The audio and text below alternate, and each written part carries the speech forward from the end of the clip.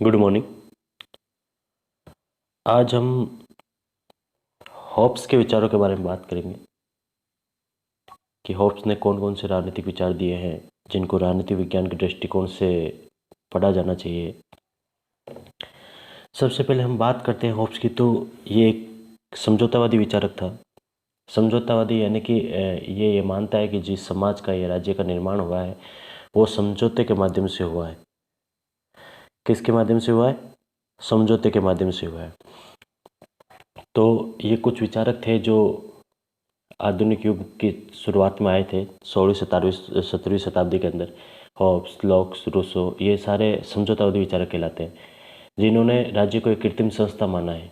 राज्य को क्या माना है? एक कृत्रिम संस्था माना है। इनका मानना ये है कि राज्य का जो निर्माण हुआ है वो एक कृत्रिम संस्था के रूप में हुआ है। लोगों ने अपनी आवश्यकता के लिए राज्य का निर्माण किया है, ना कि ये कोई प्राकृतिक है। ये एक कृत्रिम संस्था है जिसका निर्माण लोगों ने या व्यक्तियों ने अपने खुद की सुविधा के लिए किया है। अब आते हैं टॉमस हॉब्स पर। इनका जन्म 1588 ईस्वी में हुआ था। 1679 ईस्वी में इनकी मृत्यु हो गई थी। इनका जन्म इंग्लैंड में हुआ था, मेल्सबरी नामक स्थान पर, लेकिन इनके जीवन के जो अधिकतर काल थे वो फ्रांस में भी बीते हैं। जो महत्वपूर्ण काल था इनका वो फ्रांस में भी बीता है। इसकी भी कहानी हम बात करेंगे बाद में।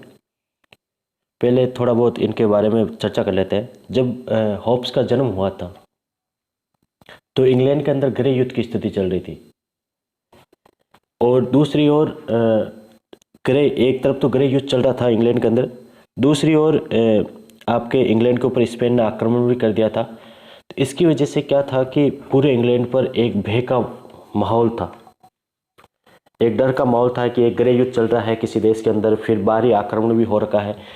तो जो वहाँ के नागरिक थे, जो वहाँ के व्यक्ति थे, उस समय जो परिस्थिति थी वो भययुक्त थी। तो इस संदर्भ में हॉब्स एक कथन भी कहता है कि मेरी माँ ने एक साथ दो बच्चों को जन्म दिया, एक भय को और एक मुझे। यानी कि उस समय की कंडीशन ऐसी थी कि जब हॉब्स का जन्म हुआ था तो चारों ओर भय का वातावरण था। इसलिए हॉब्स कहता है कि मेरे जन्म के साथ साथ उस समय इंग्लैंड के अंदर भय का जन्म भी हुआ था। क्यों? क्योंकि उस समय इंग्लैंड के अंदर क्या था, एक गृह युद्ध चल रहा था, दूसरा स्पेन का बाह्य आक्रमण भी हो रखा था। तो जब इनका जन्म हुआ था तो ऐसी वहाँ माहौल था। जो इन्होंने अपनी पुस्तक लिखी लेवाइथन, इनके बारे में ये बताते हैं कि जब ये छोटे थे तो समुद्र के किनारे जाया करते थे। तो वहाँ एक लेवाइथन नाम का एक जीव निकलता था समुद्र से। जैसे ही लेवाइथन बाहर निकलता था समुद्र से तो समुद्र का पानी शांत हो जाता था, जो माहौल होता था वो बिल्कुल शांत माहौल हो जाता था। तो इससे इनको ये प्रेरणा मिली कि जो राज्य है, राज्य के अंदर भी एक ऐसा कोई शासक हो कि जिसका उभार हो और चारों तरफ शांति की स्थापना हो जाए। तो इन्होंने जो अपना ग्रंथ लिखा था उसको नाम क्या दिया था? लेवाइथन। क्योंकि इनको ऐसा लगता था कि जब लेवाइथन बाहर निकलता था समुद्र से तो चारों तरफ जो शांति की स्थिति हो जाती थी, पूरा माहौल शांत हो जाता था। तो जो मेरा जो शासक होगा वो भी ऐसा होना चाहिए कि जब वो बाहर आए तो पूरे इंग्लैंड में शांति की स्थापना हो जाए। तो इसलिए इन्होंने जो ग्रंथ लिखा उसको नाम क्या दिया था? लेवाइथन। और उससे ही प्रेरित होकर इन्होंने राजतंत्र या निरंकुश तंत्र का समर्थन किया था।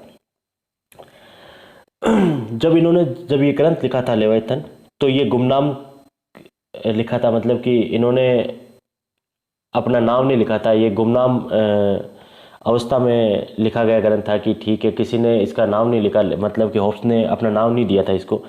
लेकिन जो इनके विरोधी थे, इनके विरोधियों को पता चल गया कि जो लेवाइथन नाम का जो ग्रंथ है वो हॉब्स ने लिखा है। और उसी समय इंग्लैंड के अंदर 1649 के अंदर क्रोमवेल के नेतृत्व में संसदीय शासन प्रणाली की स्थापना हो जाती है। तो क्रोमवेल इनके लिए गिरफ्तारी का आदेश दे देता है, क्योंकि ये निरंकुश राजतंत्र का समर्थन करते हैं। जो लेवाइथन जो ग्रंथ है वो निरंकुश राजतंत्र का समर्थन करते हैं और क्रोमवेल संसदीय शासन प्रणाली का समर्थन करता है। तो उन्होंने क्या किया, इनके विरुद्ध एक गिरफ्तारी का आदेश निकाल दिया।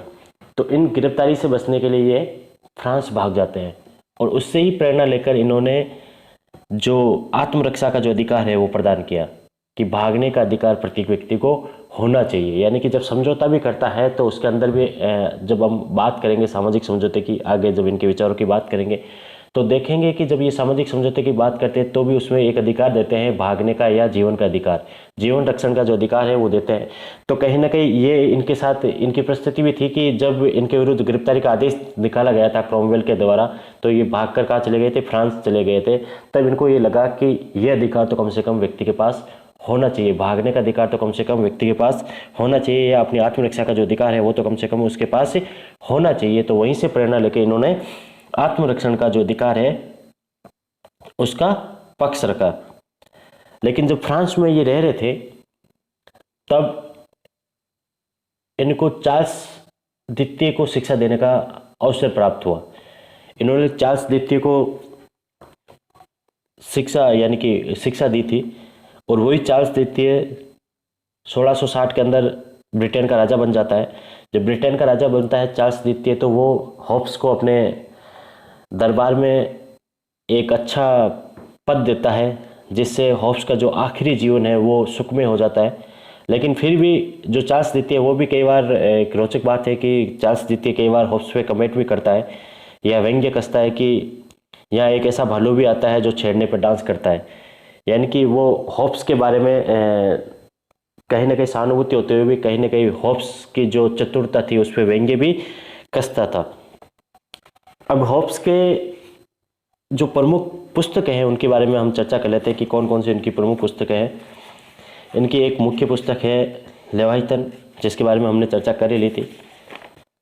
D Cive, elements of law, De Homine, man of citizen, elements of law, ये इनकी कुछ प्रमुख पुस्तकें हैं जो होप्स ने लिखी है और जिनको कम से कम जो राजनीति के अंदर, राजनीति विज्ञान के अंदर आदर्श की दृष्टि से देखा जाता है।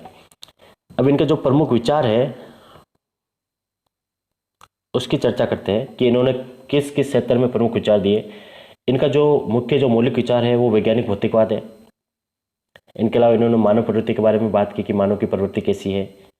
हम इनका विस्तार से चर्चा करेंगे, लेकिन पहले एक बार समझ लेते हैं कि ये किन किन कैसे कैसे विचार देते हैं जो हमारे लिए उपयोगी है। तो पहला है इनका कि भौतिक वैज्ञानिकवाद पे इन्होंने बात की, जो बिल्कुल मौलिक विचार थे इनके। दूसरा, मानव प्रवृत्ति पर भी बात करते हैं कि मानव कैसा है, प्रवृत्ति से कैसा है, उसकी प्रकृति कैसी है, उसके बारे में चर्चा करते हैं। तीसरे जो इनके विचार है वो आपके प्राकृतिक अवस्था से संबंधित है कि प्राकृतिक अवस्था कैसी थी, प्राकृतिक अवस्था में मनुष्य की क्या स्थिति थी, मनुष्य क्या करते थे। फिर सामाजिक समझौते से संबंधित इनके जो विचार है वो मुख्य विचार है ये कि इन्होंने एक सामाजिक समझौते के माध्यम से, कॉन्ट्रैक्ट के माध्यम से एक राज्य की स्थापना की बात की है। और इनके जो संप्रभुता संबंधी जो विचार है, क्योंकि जो बोंदा ने जो संप्रभुता संबंधी जो विचार दिए थे उन विचारों में इन्होंने कुछ संशोधन किया था। बोंदा ने जो संप्रभुता पर जो सीमाएं लगाई थी कि वो सीमाएं सारी होप्स ने हटा दी थी। इन सारे विचारों से जो इनके विचार है, इन विचारों से कहीं ना कहीं एक निरंकुश राजतंत्र की स्थापना होती है, क्योंकि इन्होंने जो मानव के प्रवृत्ति का या प्रकृति का जो विवेचन किया या आपके प्राकृतिक अवस्था का जो विवेचन किया या सामाजिक जो समझौते किया था, इन सारे इनको आप पढ़ोगे तो पता चलेगा कि ये निरंकुश राजतंत्र का समर्थन करते हैं। आज इनके जो प्रथम विचार, हम वैज्ञानिक भौतिकवाद के बारे में थोड़ा बहुत जान लेते हैं। जो इनका जो वैज्ञानिक भौतिकवाद से संबंधित जो विचार थे ये गैलीलियो और विलियम हार्वे से प्रभावित थे। गैलीलियो और विलियम हार्वे से प्रभावित थे। गैलीलियो के अनुसार, गैलीलियो कहता है कि जो सृष्टि है इसका मूल तत्व क्या है, कण है। क्या है इसका जो मूल तत्व, कण है। और मानव भी क्या है, कणों से निर्मित एक पिंड मात्र है या एक वस्तु मात्र है। जो मानव भी क्या करता है, कणों से निर्मित होता है। तो गैलीलियो कहता है कि जो कण होते हैं उनमें गति होती है, उनमें स्वतः गति होती है। तो मानव भी कणों से निर्मित पिंड है, तो जो मानव के जो अंग है उनमें भी गतिशीलता पाई जाती है, उनमें भी गतिशीलता पाई जाती है। लेकिन एक बात जो होप्स कहता है, वो कहता है कि गति पाई जाती है, लेकिन जो मानव का जो हृदय है उसकी गति अन्य अंगों की गति से भिन्न होती है। जो मानव का जो हृदय है उसकी गति अन्य अंगों से भिन्न होती है। क्यों? क्योंकि ये बाह्य वातावरण से प्रभावित होता है, कि जिस प्रकार का बाह्य वातावरण होता है उस अनुसार इसकी हृदय की गति चलती है, कि रुकती भी है और चलती भी है। तो जिस प्रकार का बाह्य वातावरण होगा उस हिसाब से मानव के हृदय की गति चलती है, यानी कि बाह्य जो वातावरण है वो इसको प्रभावित करता है। जो बाह्य गतिविधियां है, कुछ गतिविधियां विरोध करती है, जो हृदय की गति को रोकने का प्रयास करती है, ये उनके साथ दूरी बना के रखना चाहता है। और जो हृदय की गति को बढ़ाना चाहती है, जो परिस्थितियाँ ऐसी हो जो मानव के हृदय की गति को बढ़ाती है, उसके साथ ये चलता है। इस प्रकार मानव हृदय की गति को बनाए रखना चाहता है, क्योंकि मनुष्य का क्या मुख्य कार्य क्या है कि उसके सामने अवरोधों की जितनी हो सके कमी रहे। तो मनुष्य हमेशा ये चाहता है कि उसके हृदय की गति बनी रहे। तो हृदय की गति बनी रहना मतलब कि वो जीवित रहना चाहता है। क्या चाहता है? जीवित रहना चाहता है। तो जीवित रहना चाहता है। इसी से प्रेरित होकर इन्होंने क्या दिया कि जो मनुष्य है उसका जीवन का जो अधिकार है कि कम से कम उसको जीवित रहने का अधिकार उसको मिलना चाहिए। और वो जीवित कैसे रख सकता है? वो आत्मरक्षण के द्वारा रख सकता है या भाग के रख सकता है। तो ये इनके कुछ वैज्ञानिक भौतिकवाद से संबंधित जो विचार थे। जो आगे के जो विचार है, मानव प्रकृति से संबंधित जो विचार है, या सामाजिक समुदाय से संबंधित जो विचार है, या प्राथमिक अवस्था से संबंधित जो विचार है, या संपूर्णता से संबंधित जो विचार है, वो हम अगले वीडियो में चर्चा करेंगे। लेकिन